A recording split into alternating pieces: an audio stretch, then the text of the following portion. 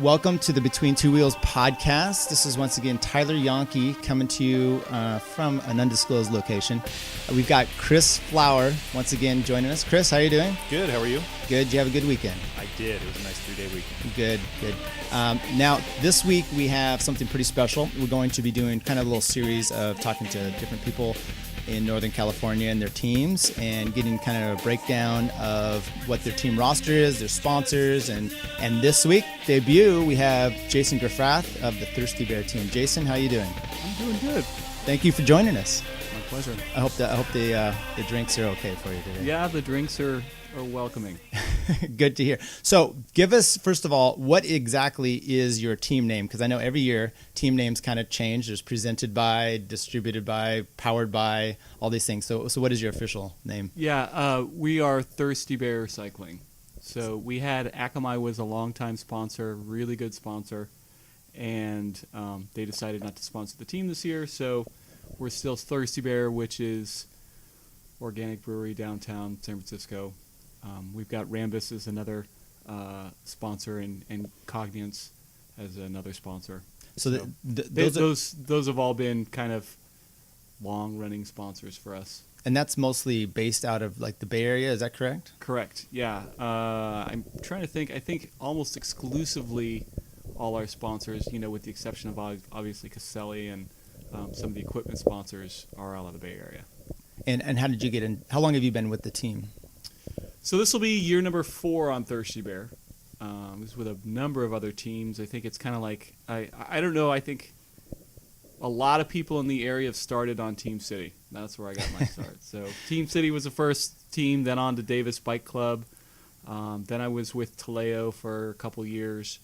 Then Lang Twins, we were a powerhouse for a little while, and then it was a really small team, and then I was on Thirsty Bear. Have you been kind of moving around with the same guys to the different teams, or was this a different outcropping for you of joining these guys? Thirsty Bear was really it was a group of people that I always wanted to join. As far as everyone knows who Chris Phipps is. I mean, he has a good reputation in the Northern California and nationally. But I wanted a group of racers who were really smart racers, who like to race bikes, and who are people that I would like to hang out with after the races. Yeah, those are always important things, right? They're usually mutually exclusive, right? Yeah. So you can find a group of people that are just fun and it's good times, and then at the end of the race you look around and you might be the only one there, or you can find like super duper serious racers, and then afterwards it's just like. It's a lot of grumbling and chest pounding and stuff like that. So. And nothing brings that out more than doing like a Chico stage race or Cascade Classic or Nationals where you're hanging out with them a little bit longer. And then you're like, maybe, why am I by myself all the time? Well, maybe you're the guy, right? Yep. So, some of the best times I've had on the team are at races like Chico and Nationals and Cascade, and because you do some hanging out, right? I mean, you're not racing your bike the whole time, and you want to have a group of people you want to hang out with. So yeah, especially at our age, we're getting up there, and you don't want to go out and hang out with. Maybe you do want to go do the partying with the guys at night, or maybe you have family, so you don't want to. So you need that mix. So you guys are predominantly, I take it, still a masters team. Is that correct? Yeah. We I don't know if it's always been. I'm pretty sure it has always been just Masters, but Masters men and women. So we've had this year. I think we'll have a pretty strong women's Masters team, and then we're aging up now. I think this year we tried to look for some youth. All our 35 guys are aging up. I aged up this year to the 45. So. So yeah, it's getting much smaller in the 35s. We'll get into some stuff, but it brings back to when Chris and I went and did our district crit championships at the end of the year, and I note right. Yeah. And you won, right? No, you didn't win. I won something. I won 8th place. Does that count? I think in your head you were a winner. Yeah. I think you're a winner. Based on the field size, I think everybody won. Well, that was my point. Was I noticed like I did the 40? Was I in the 45? Yes. Up above. Okay. So I noticed that was the big group, and we had a big field, and those are kind of the guys you look back, it's always just that field size keeps aging up, but it's that big group that keeps going. And I don't know that we're getting a backfill, the 35s, which should be, I would always think, hey, these are the guys that are just most recently from the P12s, all those, should be the bigger field, and it was small. Yeah, it was. I don't know if it was a victim of the time of day. We were Sunday afternoon at 5 o'clock or something like that, and there were maybe 15 of us in the field, give or take. Yeah. Just hold it closer. I'm in it. There you go. In it to win it. Yeah. So, yeah, I think it was a time issue, as well as maybe guys just weren't that interested in it. There was another race, I think, coming up the next week. But yeah, it was a small field, 15, give or take. Yeah. I mean, have you noticed that, or is that just kind of, you think, Yeah, I think I refer to it as the Lance bubble. I think there was this really big interest in cycling, and I think a lot of people like me came from mountain biking and decided to try out road racing, and some of us decided it was a lot of fun and decided to stick around. But now it doesn't seem like you have that steady influx of 35 racers. It's just this big bubble of people that's now 45, and then on our team, we have a pretty strong 55 team, and I'm not sure I would be able to say that any team was a strong 55 team like 5 years ago, right? You wouldn't. It kind of didn't exist, right? Yeah, those are the guys that they'll win championships just by showing up, right? Just because there's like nobody in their field. Way back when. Not anymore. Yeah. Now that's the 70 plus group, I think. Right. Well, okay, let's 75 plus tandem. Yeah, or the guy that just retired at 103 or whatever. He was 106, wasn't he? Oh, I don't something know. up there. That one so you mentioned mountain biking as your kind of intro. So what kind of spurred your jump into the road side of cycling? Yeah, I was a hater for a little while. I'll admit it. So I got into mountain biking in college, and my friends were doing it, and it was a good combination for me of cross country that I did in high school, and then skiing. It had the ground rush for skiing, so you could work really hard, but then when you're at the top of the hill, there's this payoff. It was a lot of fun. Yeah. So I did that for a long time, and then got a road bike because we were going to have our first kid, and I wanted to get some bike time that I probably wasn't going to get when I'm busy being dad.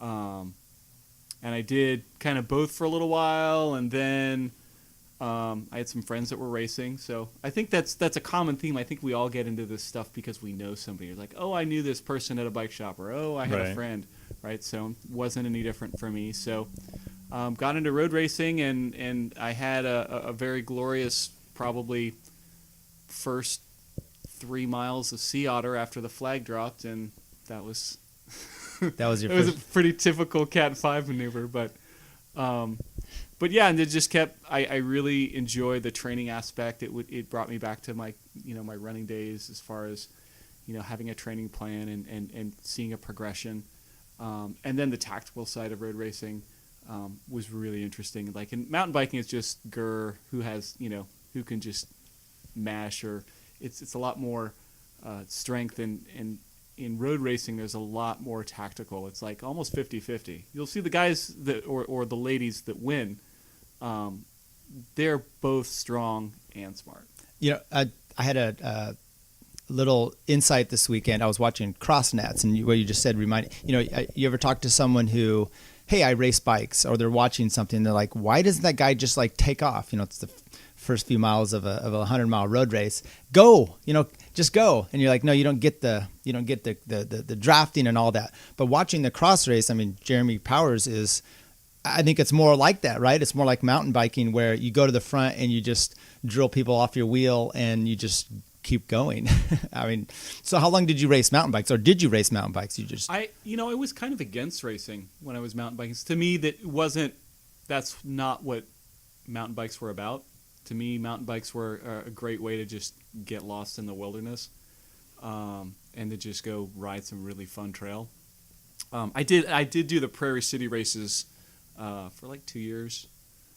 That's a really good, for anyone that's interested in like a kind of sort of serious bike racing. Yeah. It's a really good event. They do a great job, and I think it's grown a lot over the last several years. So Now you had mentioned the women's masters. Did you guys have? How long has that been developing for your team? As long as I've been there, it's a little bit overshadowed by the men's. I mean, it's kind of typical of participation rates amongst fields. I want to say we have maybe like 10, maybe 15 ladies racing for us next year. Okay. Did they go out to nationals as well, or is that pretty much staying here? We had there were some, we had ladies racing nationals. I know when I did it in Utah. I'm not sure if anyone went across the U.S. to do it last year and this year. I don't know. I'm not tied in well enough to know what their season goals are. Do you guys separate those out pretty well, or is it a mixed group? I guess it sounds like to me that it's pretty much the men are doing their thing and the women are doing their thing. Is it kind of operated by this? Is it a club? How is that? Yeah, it's under the same umbrella, and obviously they have men's and women's fields at all the races, so we're there at different times racing in different races. But yeah, it's a team. It's on the team rides that we have. It's usually it's co-ed, so it's all comers. Are they it's pretty not really segregated? Gotcha. Do you have like a team camp or anything like that you guys have coordinated and gone out to, or have you done it yet? It always rains for team camp. Of course. For us, honestly, like without fail, it's the worst rains of the season, and it's always a good time. But it's always the weekend of the bump and cherry pie. Okay, so it's upcoming. Like the second week of February. And where are you guys doing that at? Or is that we're going to be in the Bay Area this year. We've gone to different places, kind of remote. But this year we're going to kind of keep it local for everyone. You're going to do is it multi-day? Is it just a ride for the team, or do you guys do like a weekend camp type of thing? It is a weekend. It's pretty informal, and generally with the team, one of the things that I like is you have a lot of very respectable, strong, smart racers that take this stuff very seriously, but the details are not. Nobody sweats the details. Yeah, they're not making you wear the polo shirt at the dinner. Right? Yeah. So yeah, we have team camp. It'll be 3 days. I don't know where we're going to be riding. It'll get figured out before people get there. You can show up for some of team camp. You can show up for all of team camp.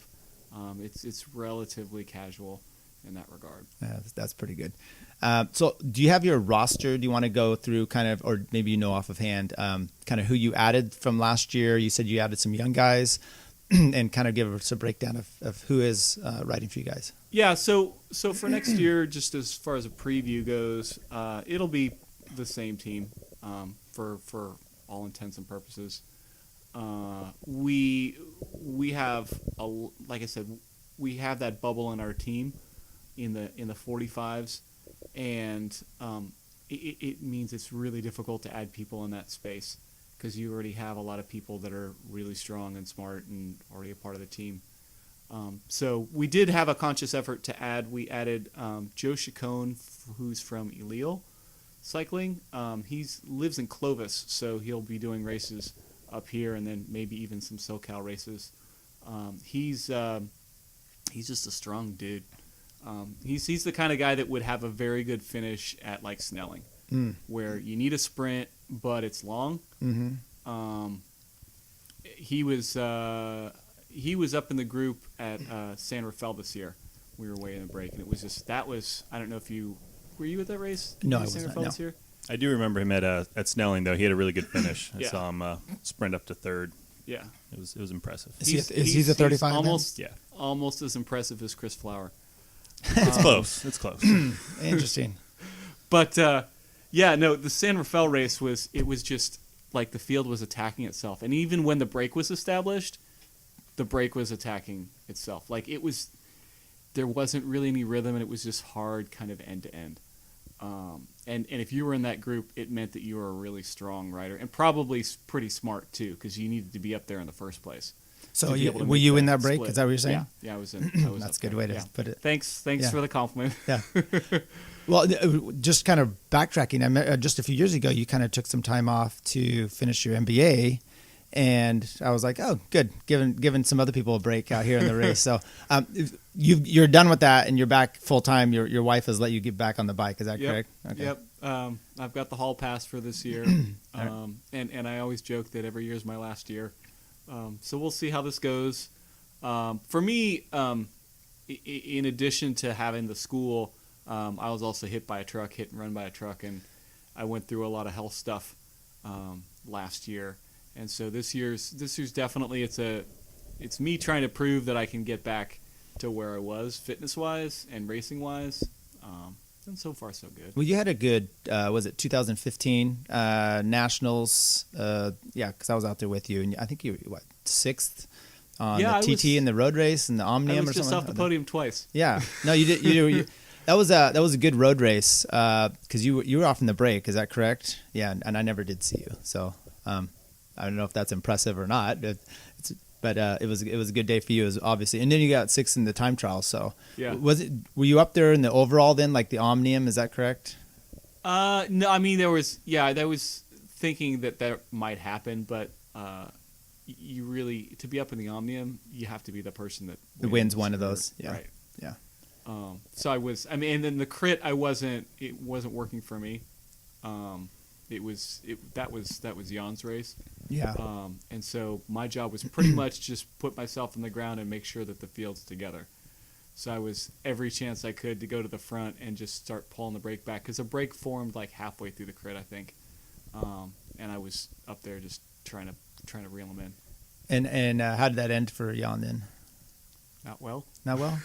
Now that was a tough one because there's a right-hander and then basically a sprint and then another right-hander to the finish and the final sprint, and he was right on the wheel of the rider he needed to be on, and the guy in front of him, so two riders ahead of Jan, just washed out the turn or something. Yeah, there was a nasty little wreck there. And he didn't crash, but he pretty much slid his tubular down to nothing and blew his tire, and he's on the side of the road as we go by. So that was a bummer. Yeah, that ended up with the NorCal win anyway with Mike's Bikes. What's his name? I think Dana won it. Yeah, Dana. That's right. He won that. So good for him. Okay, so let's go back to your roster here. So who else do you have coming on board? So also added Travis Lee, who's local. Okay. Yeah, we know him. Probably people familiar with Folsom Bike and Michael David know who Travis is. He's another super strong dude. Maybe in a little bit different way. I think he's kind of lighter, and he's more of a kind of a like a Patterson Pass kind of guy. Yeah, I see him as. But I was looking at his results, and he won like I think he won Lodi as a 3. Oh, interesting. So yeah. I know I battled with him at the Auburn crit, and he did a little better than me, but he was going uphill pretty well that day. So, he's a littler stature type of guy. Yeah, and he's really good about putting himself in the right spot at the right time. Yeah. Again, Snelling where Joe did well, Travis was right up there as well, just always top 10. Ended up with a really good result just by staying where he needed to be, stay out of trouble, and just putting yourself in position to pounce when needed. So he's definitely got some race smarts. And then you have to have the legs. Yeah. Being smart. No, that's only half the game. But, yeah, I think both those guys pretty smart. Joe, congratulations to Joe. He just had a son. Oh, congratulations. So yeah, we might not see Joe for the first part of the season. Things change. I mean, this, for the most part, this is not this is not our job. So you usually have to scale it back a little bit for the family, of course. So yep. Good for him. I can't imagine having another one at this stage of my life, but good for him. Got a pretty good litter, I think. Yeah, right? no, and they range from 11 to 17, so they're more self-sufficient.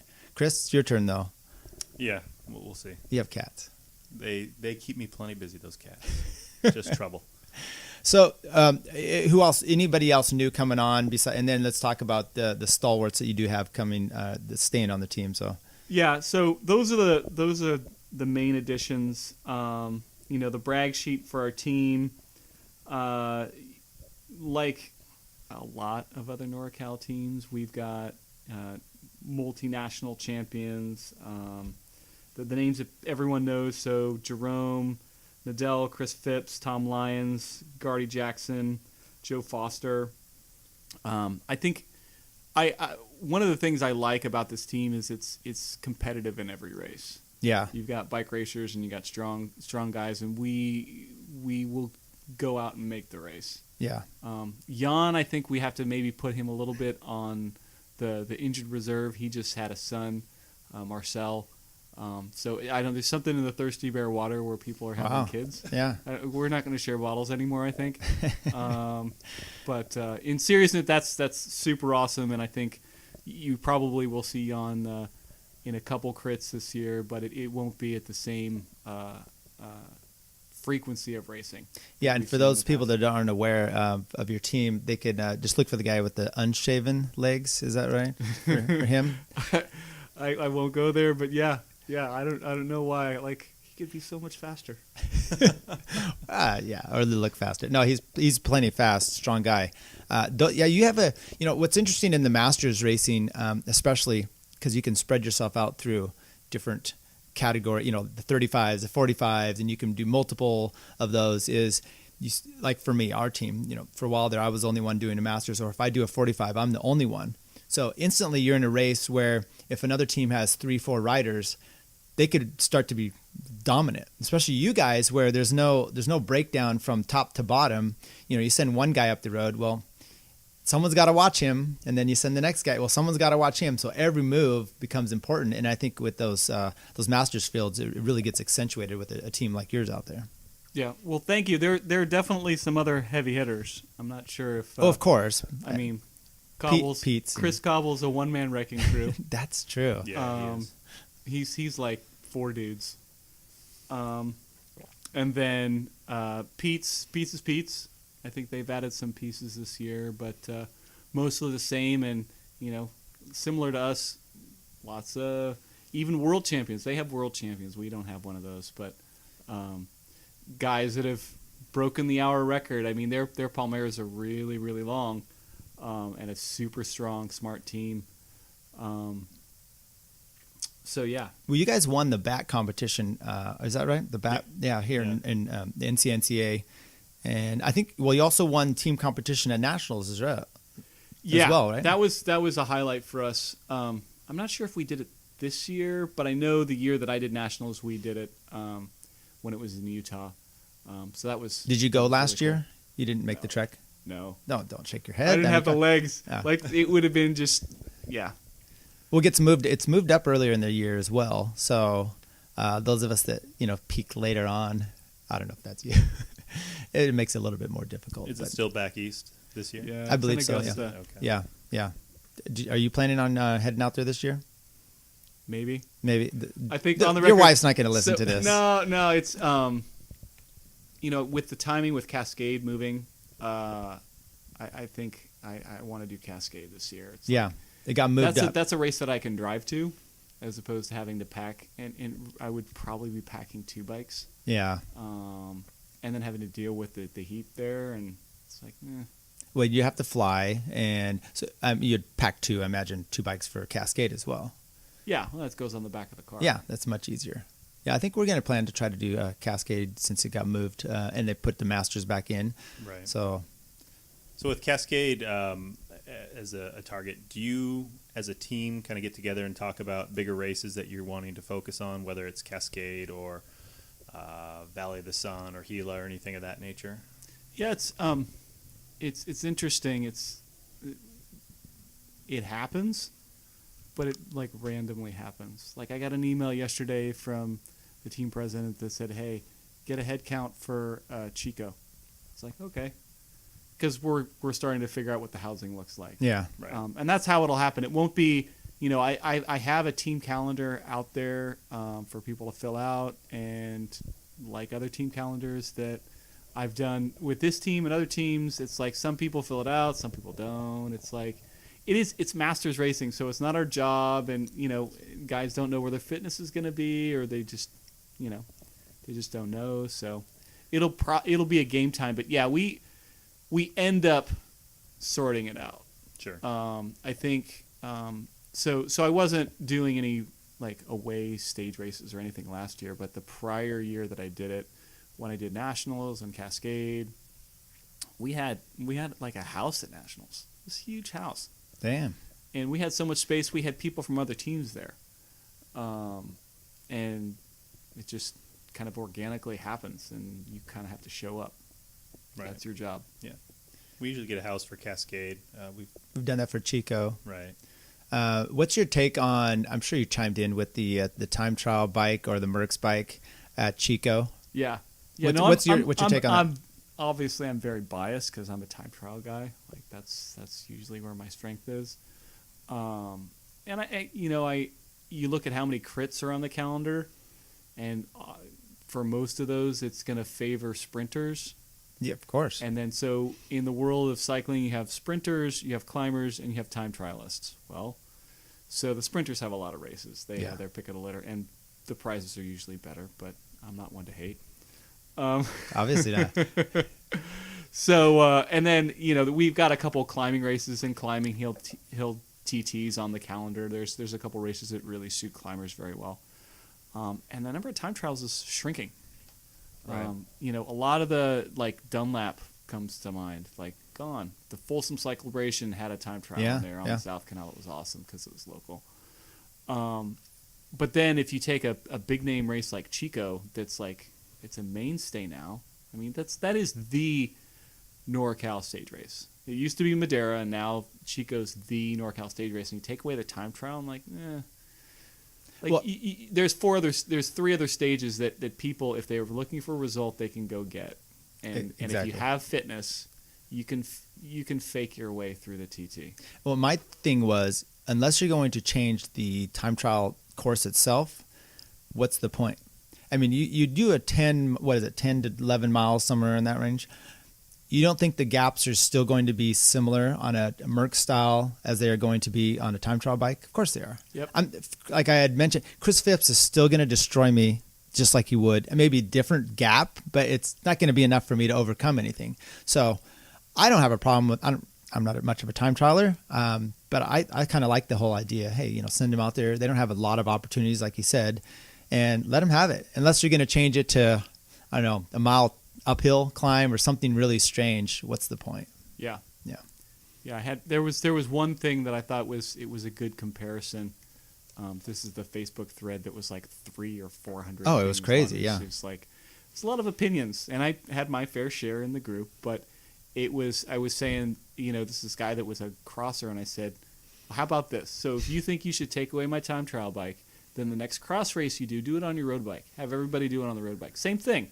Like Merckx style. You could totally do it on a road bike. Would it be fun? No. Would it suck a lot? Would there be crashes? Or like, you're just adding this element that is kind of unnecessary, I think. Just keep it a time trial. Yeah, I didn't. I don't know if Jeff Gallen, what his reason was for it. I mean, maybe just throwing it out there needed some clicks or something. So, I don't mean ill will towards him. It was an interesting discussion. Obviously, 300 plus comments. It was is an interesting discussion. So, how does your team look for? How many do you think you're going to send to Chico first of all, and then what does it look like for time trialing besides you? And are you guys going to age down at all for any of those races? Or are you going to all try to pick like the 45, 55, 60? That's TBD. All right. So that's kind of in flux right now. I think Chris Phipps has done the 35s, I think, maybe every year that he's done Chico, despite being 45. Yeah. And then we've had a competitive 45 group. So I right now I don't know. It's looking like our 35 group will be smaller than it has been in past years. So we'll see. I mean, it's weird because you've got the team formerly known as Specialized, so Touchstone Racing. Yeah. They've got guys in both groups. and I'm not sure how that's going to go. Like, are they all going to race 35? Are they all going to race 45? It's kind of a wild card right now with a race like Chico. Yeah, well, it seemed like you just talked about how that group of 45s. I would, when I first started doing masters, when I had a chance to do the 45s, I'm like, oh, it's getting easier, right? You're getting older, but you look at that, and I don't think that's the case. So I think the best bet there is to just consolidate in under whichever guy can time trial the best, and try to do it under that one. I mean, that would seem like the best bet for me, but that's up to them, of course. Yeah, you can still blow it in the gravel. I speak from personal experience. No, of course, yeah. Do you like that race, the gravel course and everything? Yeah, I like that section a lot. But stuff happens. I've had the last, I guess, 2 times I've done Chico, I've flatted in the gravel. No. Did you were you able to get back on with any of that, or? The first time that's when the finish was on the hill. Uh-huh. And that was not a good day for me. No. The second time it was awesome. I think I flatted right as we exited the gravel, and I had a teammate right there with a wheel, and then got the push off, and there was 2 of us pacing back to the group. So that worked out. I've never flatted in the gravel, but I've always come off on the gravel, and just as I've connected, I've flatted, which is, I don't know if that's worse, but anyway, that's my sob story. It's a really interesting section because there's so much going on there. From the minute you enter there to then when it kind of settles a little bit, and then you hit that uphill, and then that's just where things go a little bit bananas if people want to start really pushing the pace, and hopefully you're not that person that's trying to chase on, because at that point you're screwed. Yeah, it's really, I don't do well in the gravel. So the last few years have actually been a challenge for me and been improving. So I've got that going for me. But it's always good. I've always found the gravel changes a little year to year. Some years it's a little more hard packed. Some years it's a little softer. It seems like every year I've done it, it's been a situation of entering the gravel and maybe halfway through catching the group in front of you, and then trying to deal with getting through that shrapnel of the group that's blown up before you, and navigating through their support vehicles. And it's a lot of interesting little challenges, and I think it adds a really cool element of character to the race. And I think they've gone back to finishing just after the gravel again this year. Sure.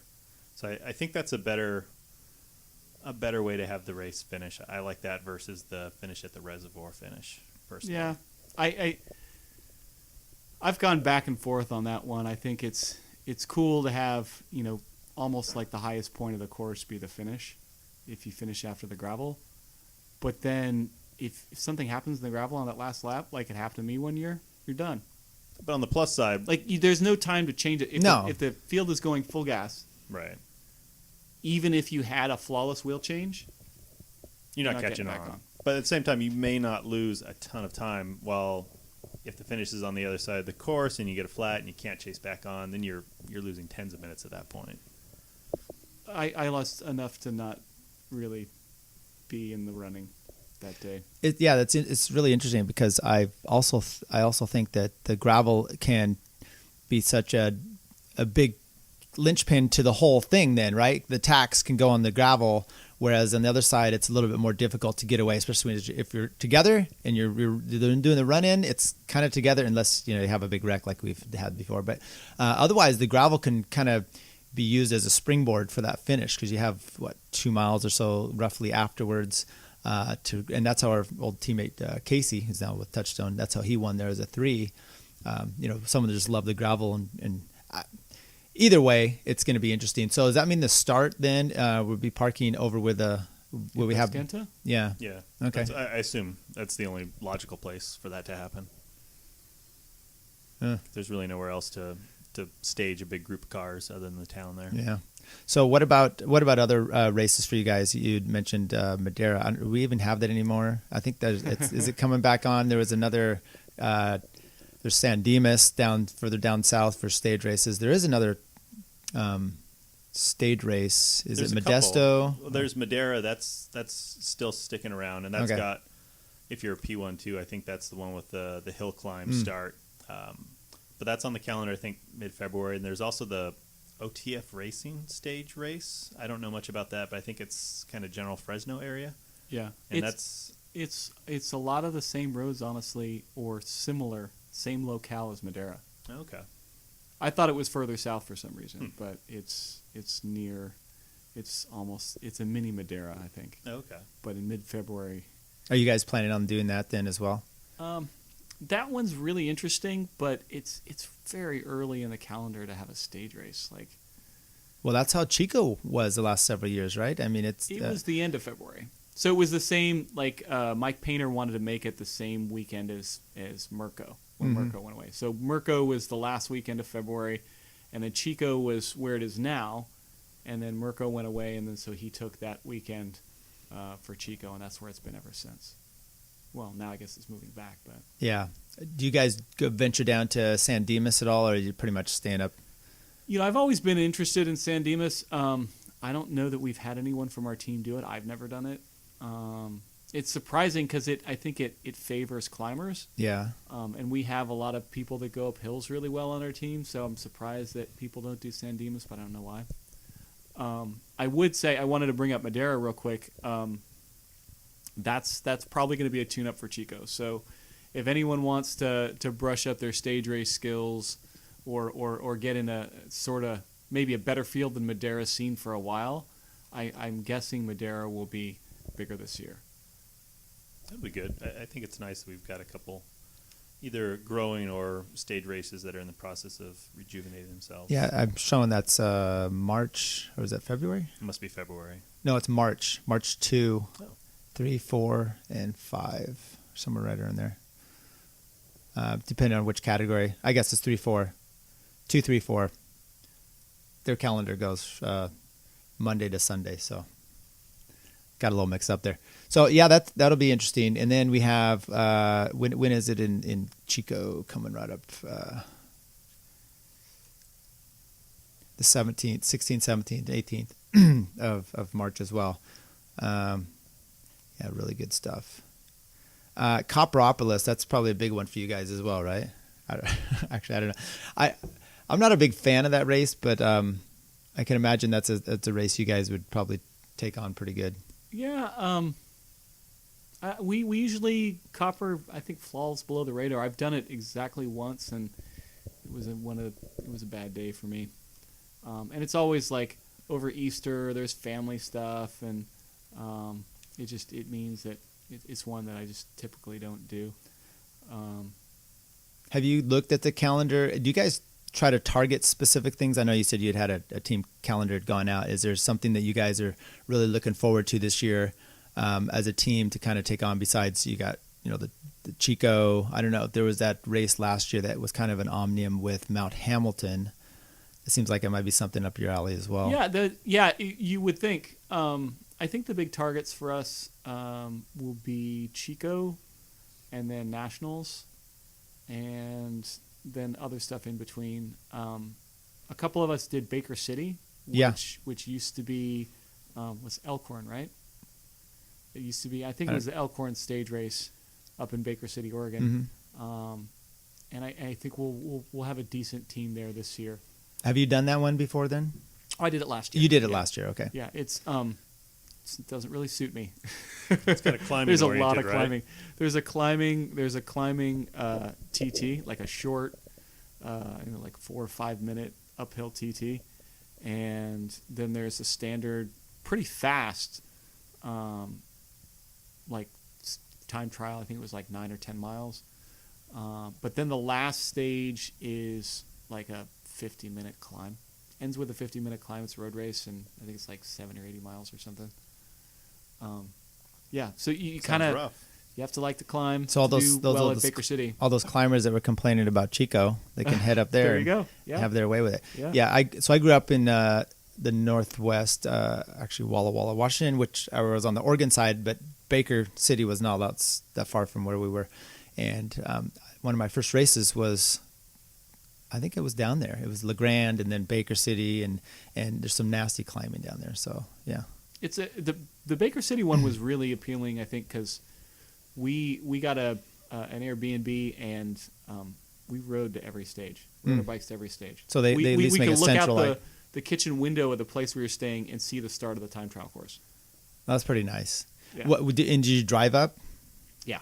Okay. It's a little bit longer. So I think Cascade's like 8 hours or something. Right. This was like closer to 10. Okay. That's not terrible though. Yeah, it's not horrible, but it's longer. It's enough. And When you're you drive staring past at a lot Bend of and- Nevada, Idaho countryside. So I didn't see your name on San Bruno. So you're probably debuting at Yeah, the big debut. Cal Aggie, right? Yep. Cal Aggie. We're going to try and get some decent numbers out for Cal Aggie. We got some with the new guys. I think we want to get out there and roll. So yeah, but Cal Aggie's fairly simple. Of course.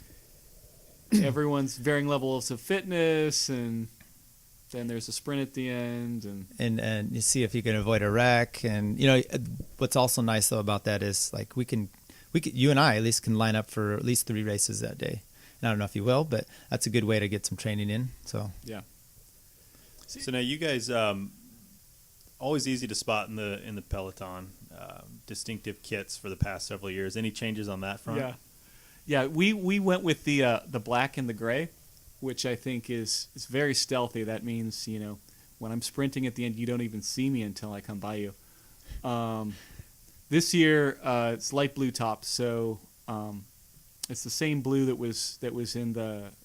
We had kind of a pinstriping on the shorts, so now it's almost like Team Sky, where you've got light blue, some black lettering, and then some white pinstriping. So, and that was exactly like I was kind of joking. Is I would have no idea who's up the road. You can't tell when there's like 4 black jerseys up the road if you have a teammate up there.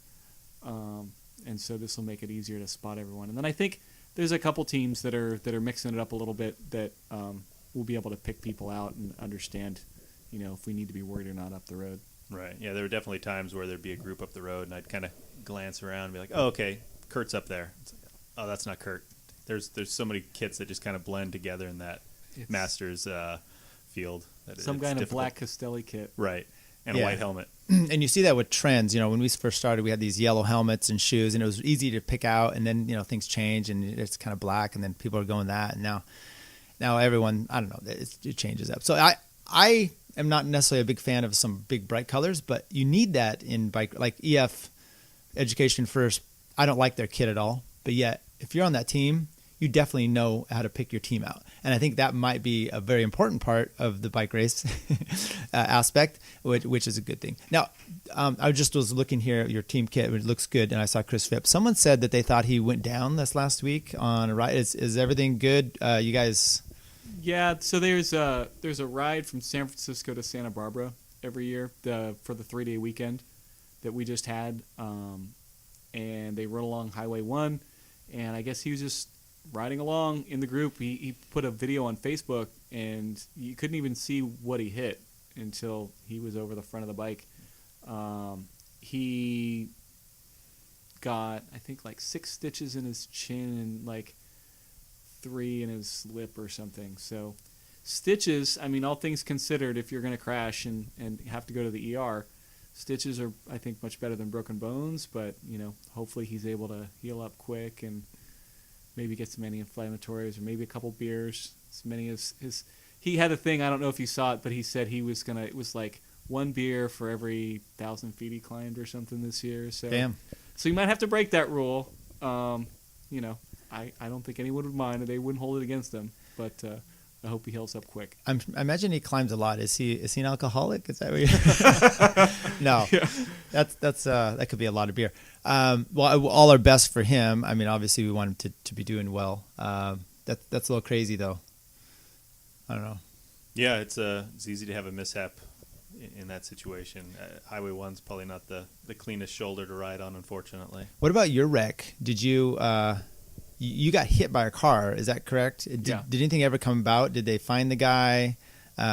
You're all good, right? Recovered? Well, yeah. So they didn't find the person, and it just because of the nature of where it happened, they won't. Like there was, even when I filed the report with the police, they said there's no cameras anywhere, and so that was that. And then it was a long road to recovery. It was 3 surgeries because I had my shoulder got infected, and then it was a lot of time off the bike and some soul searching and a lot of TV. Saw a lot of Netflix and Amazon, and so if you need any recommendations for what to watch while you're sitting on the couch for 12 hours at a time, You've got it nailed. Yeah. Yeah. That's got to be tough, especially as we get a little older. I don't know if the recovery was any worse because obviously you're fit, so I think some of that helps. But like you said, started to think. I think I even just descending and doing a few things just in training. Like I'm like that's not pushing the limit. Now once I get in a race, I'll probably will because I'm stupid like that. But sometimes you're like, what's the point? I mean, I'm out here riding. So yeah, and you got hit by a car. I mean, it's not like you were. I imagine you weren't doing anything nefarious. Yeah, it was. They weren't there, and then they were, and then I was downside tea kettle in the air, flipping around. So there wasn't a lot of time to really think about, what could have happened differently or whatever. It just happened. But yeah, I think the thing that really actually helped me, like my fitness, helped me recover really well. When I was going through physical therapy.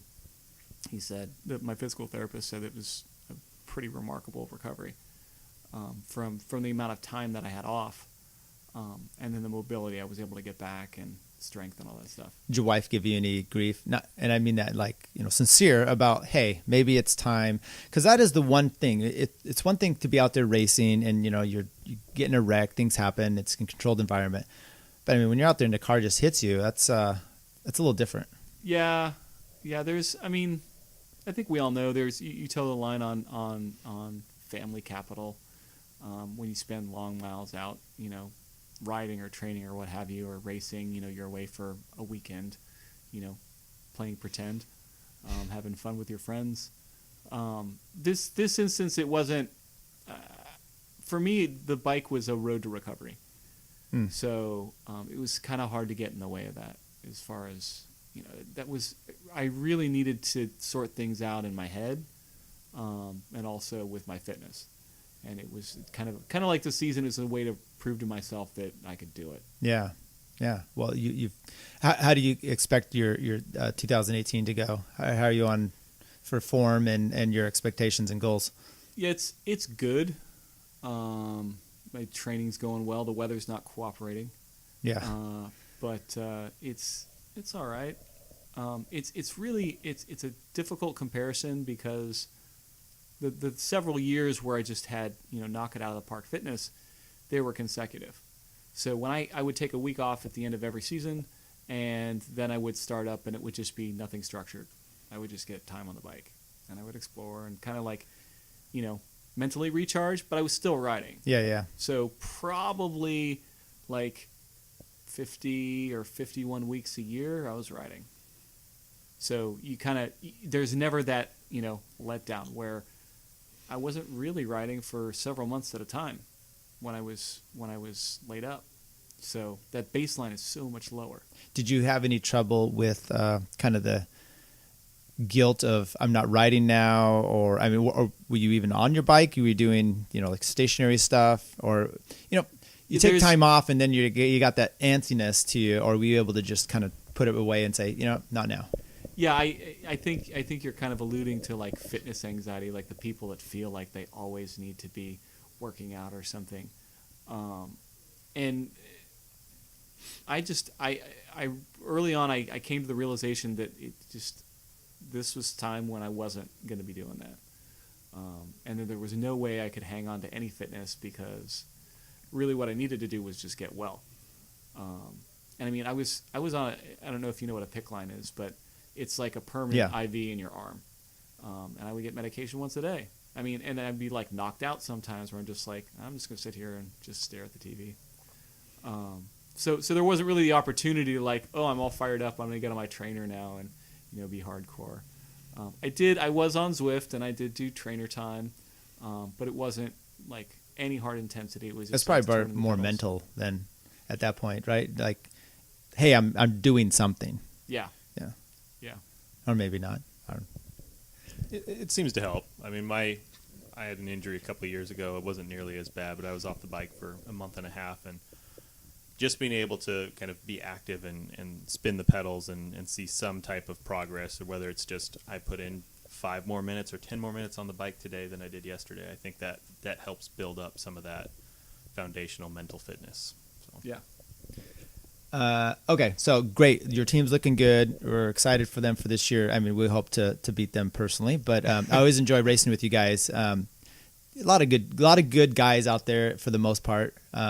In general, I mean, I don't have any problems with your team. I'm just saying maybe there's a guy or two out there that I don't like. Can't even name him, but not on your team, which is always a good thing. But you were just at Cross Nats, right?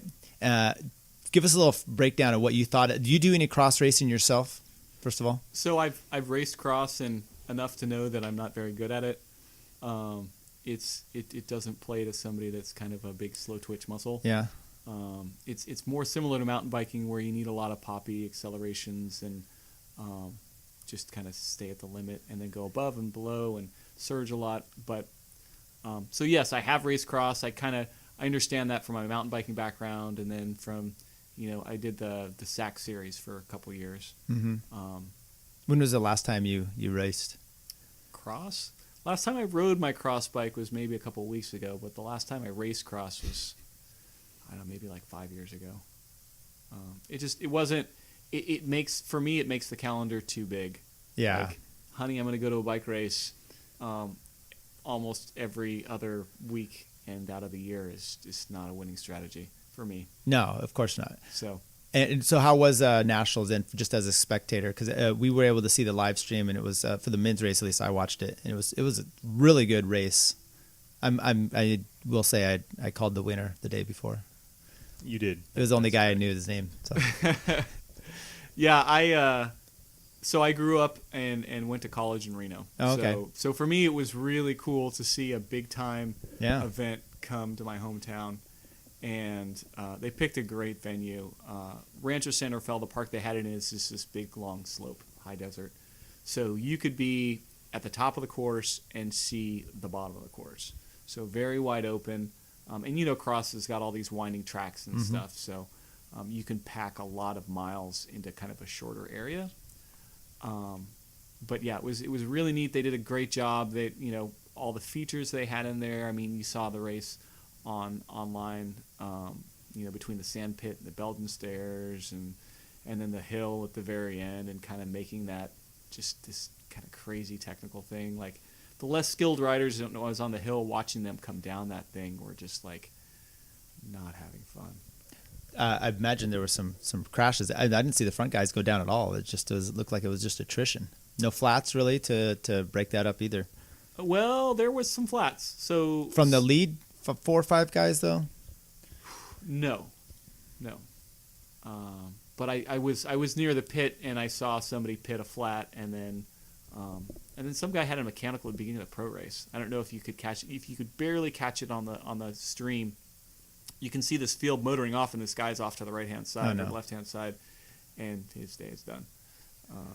I don't know if somebody ran into his bike and he was just, but yeah, plan all year chain for that. stuck, and yeah, it was like, have a nice Nationals, bye. So, but it was a really cool event. Seemed like a lot of people there. It was difficult to really meter or figure out how many people were actually there, because you could run or walk to different parts of the course as the race was going on. So if I wanted to go see pros ride the Belgian stairs, I go do that, or see them rip through the sand pit and just ride it like it wasn't even there, or stand on the side of the hill, on the big hill, and watch them come run up or descend or whatever. I was right there in basically where if anyone was going to crash, we were sitting right off that turn. And these 2 people in front of me, this guy and his girlfriend, and she said, "Not really sure this is the safest place to be." And I said, "You guys are good. Just stay right there." Yeah, no bikes came flying at him then or anything. No, bodies. there wasn't any melees.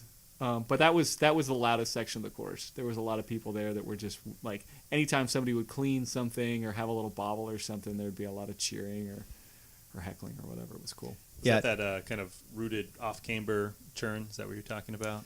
So there's the run up, and then you kind of skirt the ridge, Yeah. and then you come almost vertical straight down to a left-hander and then a right-hander. Or wait, a right then a left. Sorry. Yeah. Okay.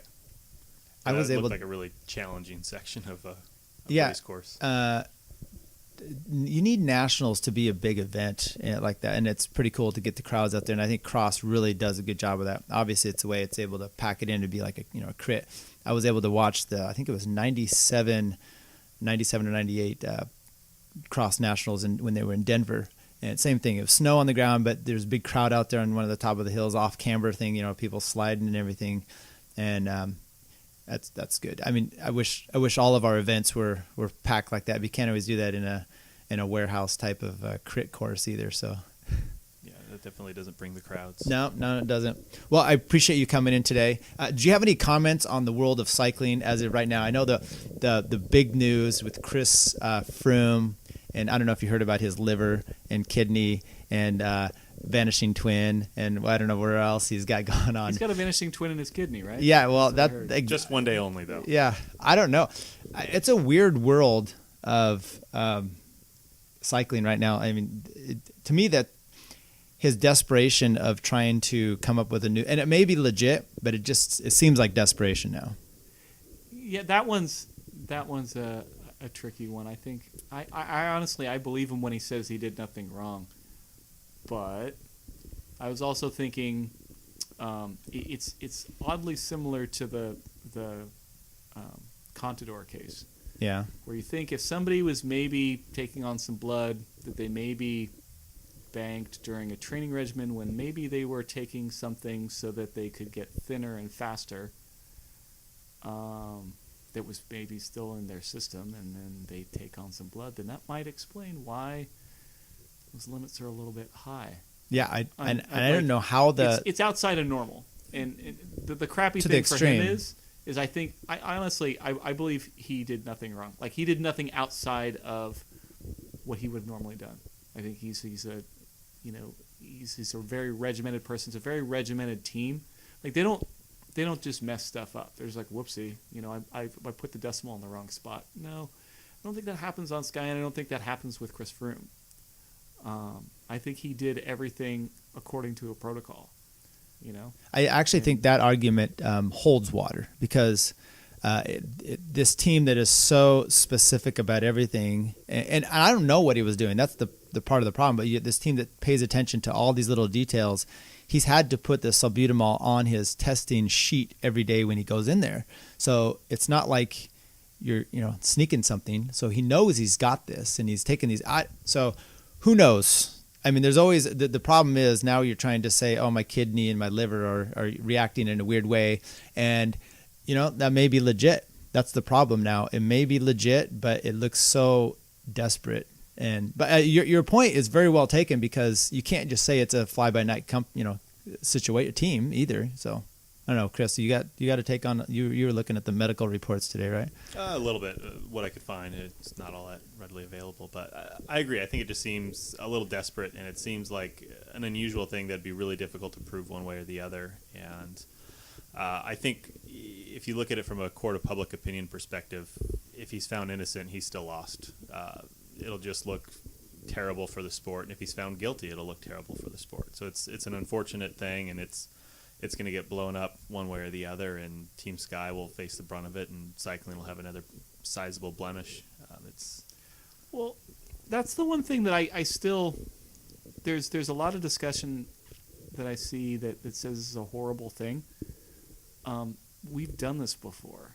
Like, this is not our first rodeo. Like, right. So it sucks for Chris Froome, but it doesn't really suck for cycling. Is somebody going to see the Chris Froome thing and go, wow, people in cycling are doing drugs to win races? That's earth-shattering. No, it's like we've done this before. The Chris Froome, in my opinion, thing will play out one way or another. The Contador thing played out. He still raced. And I think he probably gained a lot of fans post clenbuterol than he did. And plasticizer. Don't forget there was plasticizer in the system. That was the key thing people don't remember.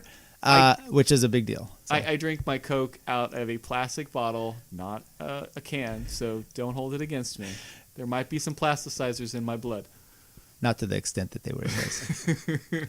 You go back and review that one. Anyway, but you're right. The Contador had, he wasn't booed, at the top of the mountain, and so who knows?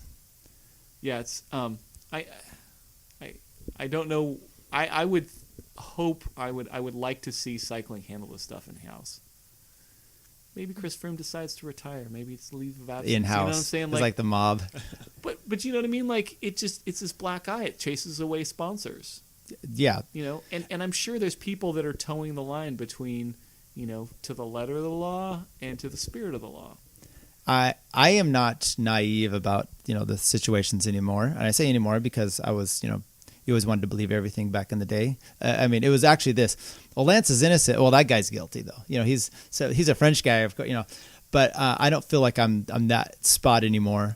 But in the same respect, it's good to see cyclists, his coworkers, so to speak, come out and be upset, because I don't know that you had that back in the Lance day. There was the silencing, and now you have on all these young guys they'll post anything on Twitter of the hate comes out immediately from his own coworkers, so to speak, which I think is a positive, because that, to some extent, because I think they're actually feeling like Alexei Vermeulen, who's not getting a contract at 23, he's like, I don't know that him specifically is saying anything. I'm just thinking that he's a guy in the news, and he's like, I want a contract. Someone dirty up above is doing something. Screw him. So maybe it's a good attitude that the kids are taking nowadays. I would agree with that. Yeah. All right. Okay. Well, once again, appreciate it. We'll be seeing you out on the road and in the races. By the way, enjoyed having you come out on some of the Coffee Republic rides. You were joining up. I don't know if that was your first full one. Second. Okay. Well, the other one you missed us.